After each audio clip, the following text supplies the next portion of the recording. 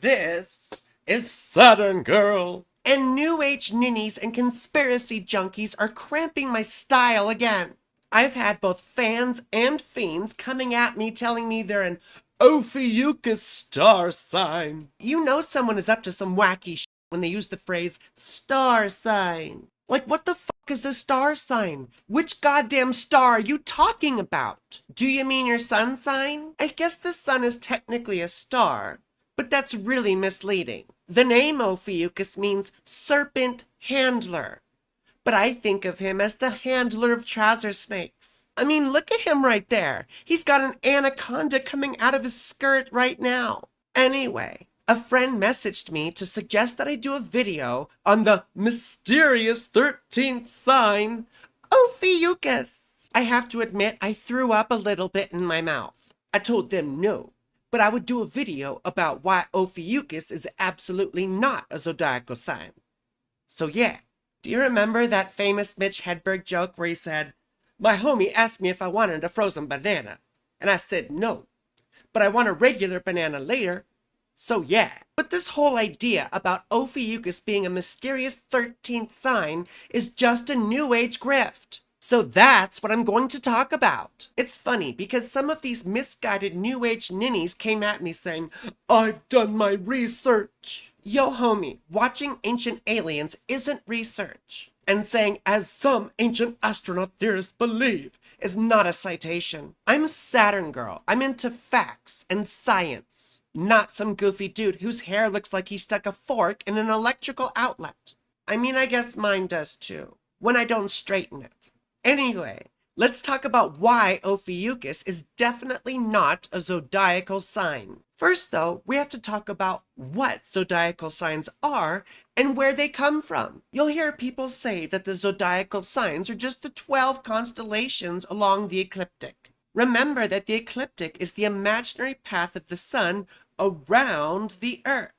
You'll also hear people claim that Ophiuchus is a sign because the constellation touches the ecliptic with the tip of his penis. But this statement is wrong, and we'll see why in just a bit. It is true that the zodiacal signs are based on 12 constellations along the ecliptic. But Ophiuchus is also along the ecliptic. So why isn't he a sign?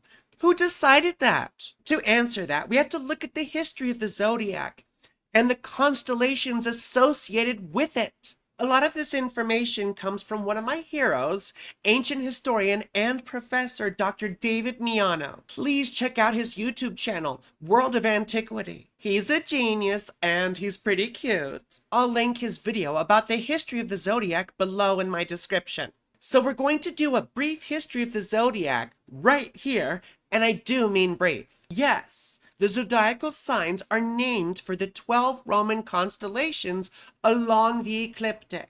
But constellations are kind of like Rorschach tests. You see them based on your own conditioning. Dr. Miano says it's sort of like looking at a cloud and saying, "Oh, look, a sailboat." But I tend to see an orca sinking a sailboat.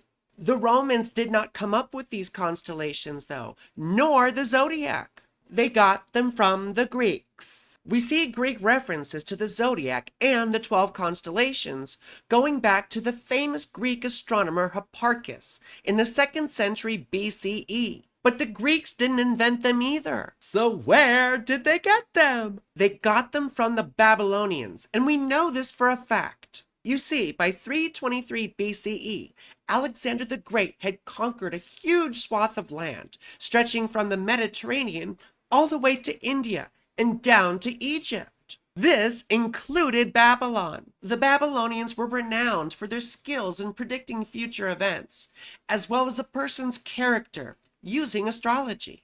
In fact, the famous Greek astrologer Eudoxus, around 340 BCE, famously said, "Not the least credence should be given the Chaldeans in their predictions and assertions about the life of a man based on the day of his birth."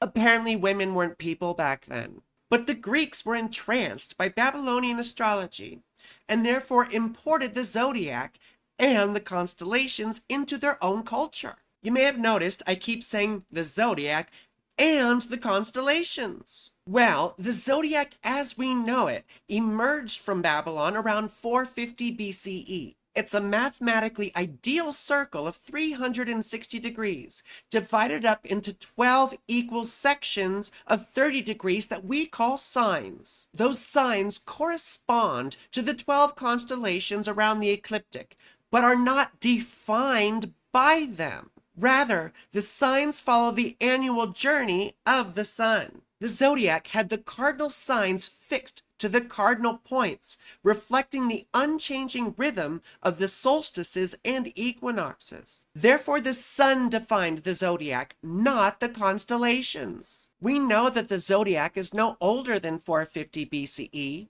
because the earliest references we see to it in Babylonian records only date back to about 420 BCE.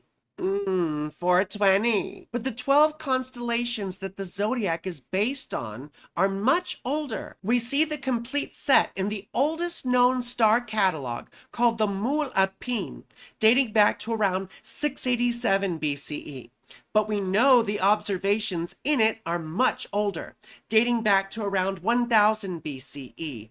And we know this from the positions of the stars and planets within that document. Much of the zodiacal symbolism we know today was already there. Gemini was the twins, Cancer was the crab, Leo was the lion, Taurus was the bull, Libra was the scales, and Scorpio was a scorpion. Aquarius was associated with the ancient Mesopotamian god of water known as Ea. Sagittarius was Pabulsog, who was often depicted as half man and half horse. And Virgo was a virgin. Yeah, right. However, Capricorn was a goat fish rather than a goat. Pisces was a swallow rather than a fish, which still works out because every Pisces I've ever known swallowed.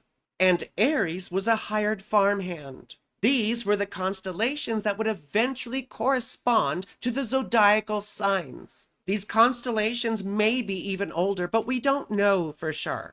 But which constellation do you notice is missing among them? That's right! Our old trouser snake handling Hermie. So where the fuck did he come from? Remember that homie Eudoxus who simped hard for Babylonian astrology? His work inspired the ancient Greek poet Aratus, who makes the first reference to Ophiuchus around 320 BCE. The poetry is quite beautiful, but the zodiac is around 100 years older. And there's no evidence that the constellation Ophiuchus is any older than 320 BCE. There are very weak theories that Ophiuchus, in fact, does go back to Babylon. But this is speculation, and again, there isn't any evidence. What the evidence does suggest, though, is that Ophiuchus was a later Greek invention. But Ophiuchus is still really cool. According to the Encyclopedia Britannica, one of the few known supernovae to have ever occurred in the Milky Way galaxy appeared in Ophiuchus in 1604. In ancient Greek mythology, this constellation represented Asclepius, the god of medicine. Ironically enough, he was the son of Apollo, the sun god. Remember how the sun defines the zodiac? According to myth, Asclepius was taught the art of medicine by the only centaur who wasn't an asshole, Chiron. Chiron, of course, was a renowned physician in ancient Greek and Roman mythology, and he taught Asclepius how to be a very skilled healer. But Zeus was afraid that Asclepius's healing abilities would eliminate death, so he killed him with a lightning bolt. His dad Apollo was super pissed, but Zeus was kind of like Trump, so Apollo kept his mouth shut and instead went after the Cyclops who made the lightning bolt. But Asclepius became a hero in the Greek mythological tradition. His symbol is a staff with a single snake wrapped around it, similar to the caduceus, and it's still an emblem of medicine and healing to this day. So how did this ridiculous rumor start? In the 1970s, an astrologer named Stephen Schmidt published a book called Astrology 14, which introduced a 14-sign zodiac that included Ophiuchus and Cetus as additional signs. This was apparently supposed to coincide with 20th century sidereal astrology, But the sidereal zodiac is also a mathematically ideal circle of 360 degrees divided up into 12 equal signs. So the constellations don't define it either. It sounds to me like he was trying to piggyback off the 13 ghosts of Scooby-Doo. Zoinks! I could really use some Scooby snakes right now. I mean snacks, not snakes. Later on in the 1990s, I saw a History Channel documentary on Nostradamus, which claimed that his quatrains even referenced Ophiuchus as the 13th sign, with literally no evidence other than a load of conspiracy nuts repeating it.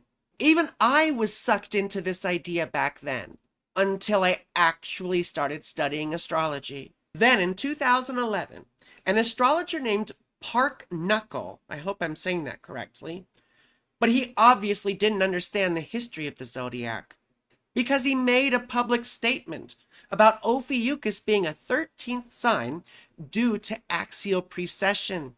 But the zodiac doesn't take precession into account. Why? Because the constellations don't define the fucking zodiac.